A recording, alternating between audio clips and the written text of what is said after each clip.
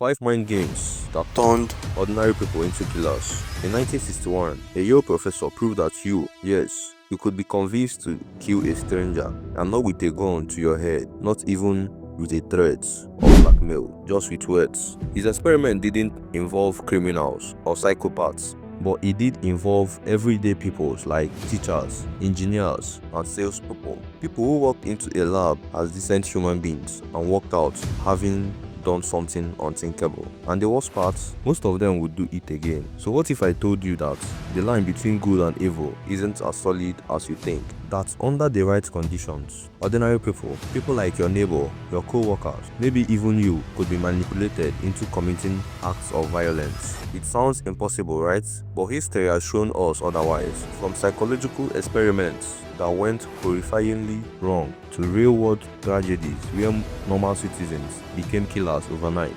And the evidence is chilling. And today, we are diving into 5 psychological mind games that have the power to turn everyday people into murderers. 5. The authority trap, the Milgram experiment. Let's go back to that Yale lab in 1961. Stanley Milgram wanted to answer one question: how did ordinary Germans participate in Holocaust? Were they all evil, or was something else at play? So he designed an experiment. Participants were told they were helping with a study on learning and memory, and their job was simple: administer electric shocks to a learner every time they got an answer wrong. The shock started at 15 volts, mild and harmless, but every mistake, the voltage increased. At 75 volts, the learner grunted in pain. At 150 volts, they screamed and begged to be let out. At 300 volts, silence. Now here's the thing: the learner was an actor, and no real shocks were delivered, but the participant didn't know that. And when they hesitated, when they said they wanted to stop, the researcher, a man in a lab coat, calmly replied, "Please continue." The experiment requires that you go on. That's it. No threats, not even a punishment, just a calm, authoritative voice. And here is what is terrifying: 65% of participants went all the way to 450 volts, which was a lethal dose. These weren't sadists.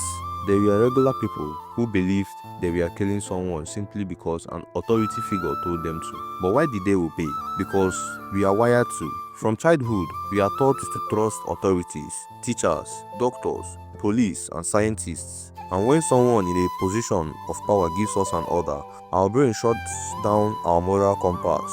You stop asking, "Is this right?"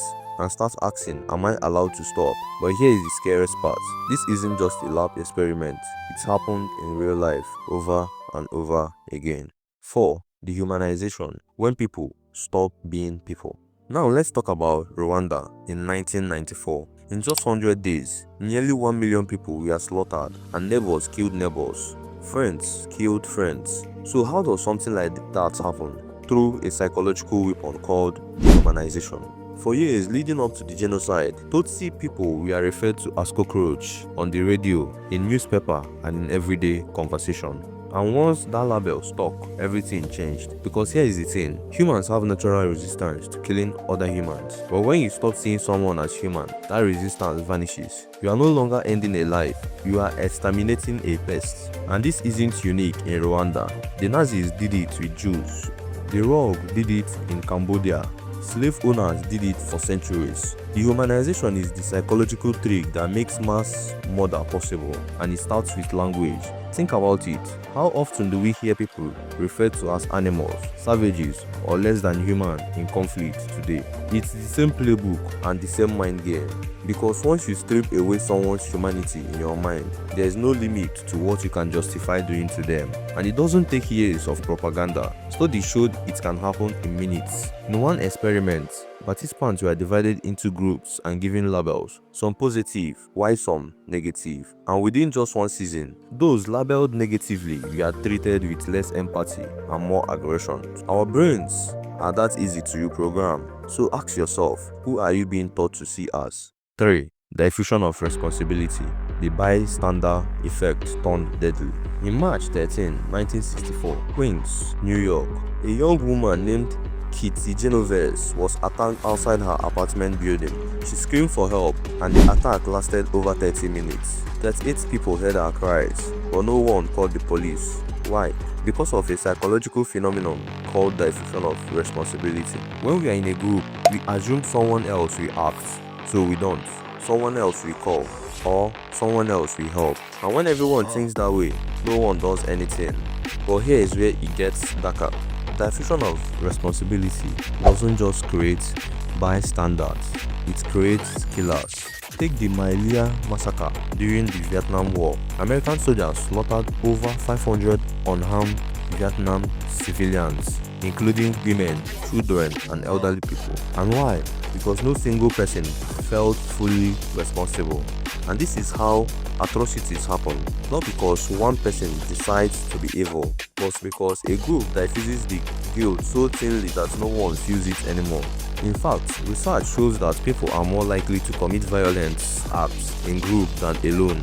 The bigger the group, the less personal accountability. And when there is no accountability, there is no conscience.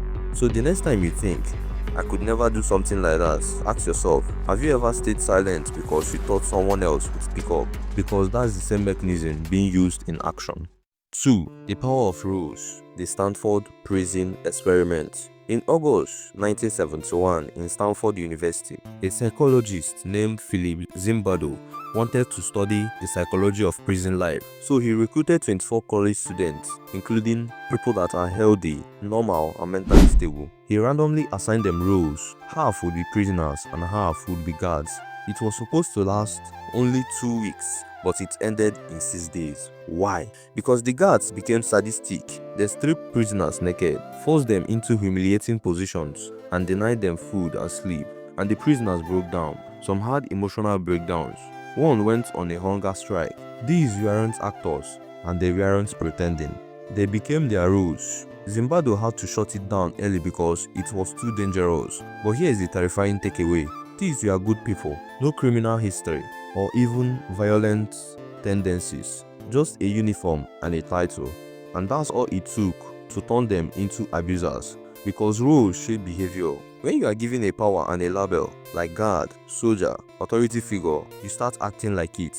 Your sense of self shifts. You stop being you and start being the role. And if that role involves control, dominance, and dehumanization, you will lean into it.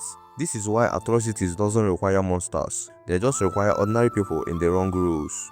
Put them into a system that encourages cruelty, strip away accountability, and watch what happens. Because history is full of examples. So the question isn't, could I be manipulated into violence? The question is, what role would it take?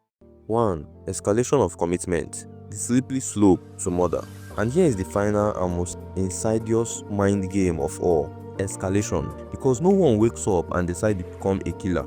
It happens in steps, small, almost invisible steps. First, you agree to something minor, then something slightly worse, and before you know it, you've done something you never thought you are capable of. This is exactly what happened in Nazi Germany. Most people didn't start by supporting genocide. They started by agreeing with small policies, boycotts, propaganda. Each step felt justified, but each step made the next one easier. And this is called escalation of commitment. The psychological process where you keep going down a path because you've already invested so much. I have already come this far. What's one more step? If I stop now, it means I was wrong from the start.